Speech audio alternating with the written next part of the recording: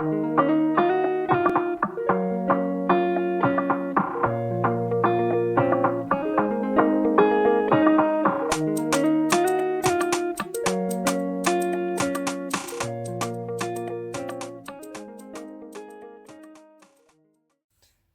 now God's message to humanity. Principle number 5. Accept meekness as your true identity. Everything you have been anointed and fully equipped to fulfill in the earth has already been founded and finished in heaven.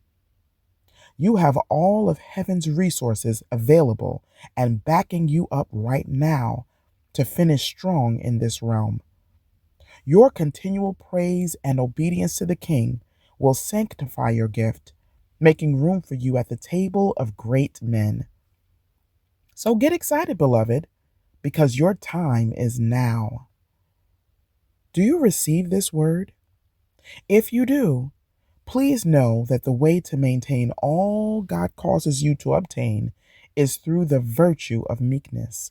This principle sets the tone for each one before and after it because it is rooted in a direct mandate from our Lord and Savior.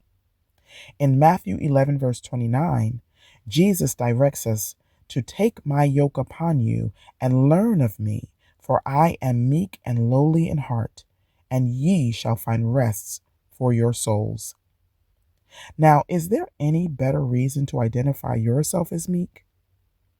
Let's take a closer look at how meekness can show up in your life when you accept it with a yielded heart.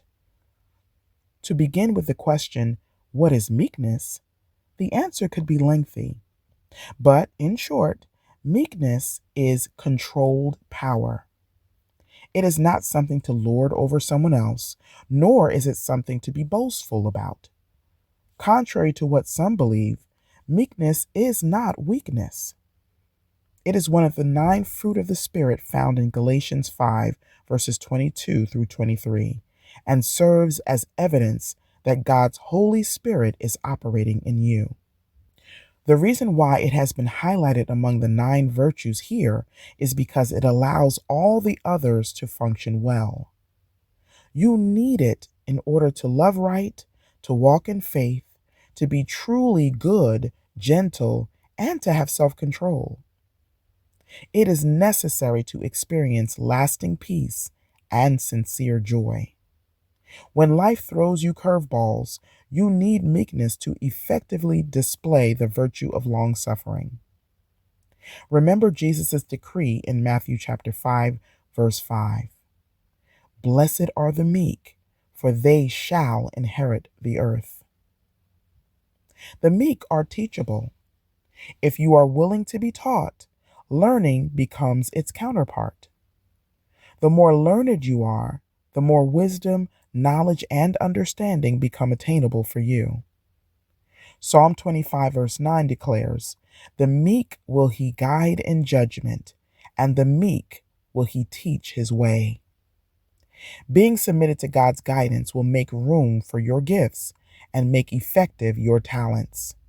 This is important because what you do and know well are necessary to validate your effort in advancing the kingdom forward. Being meek requires confidence, not arrogance, in knowing that you are called to complete a work for the King and that He has fully equipped you to complete it. Meekness causes you to rely on God's plan and not your own agenda. It requires strength of character to be both willing to serve and to serve effectively.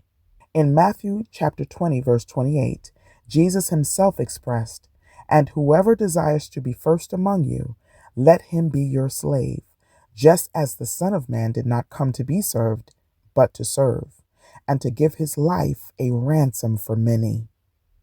Jesus understood and completed his assignment. He remains the most stellar example of how you can best complete yours. The key element to being effective in your purpose is service. There it is. When you show up in your kingdom assignment from the posture of a meek servant, you will have discovered the secret to real success. So, if you are ready to accept meekness as your true identity and walk in it, speak these words out loud. Lord Jesus, teach me to be meek. You just heard another excerpt from Produce Now, God's Message to Humanity, the trilogy. To pre order your copy today, click the link in the description.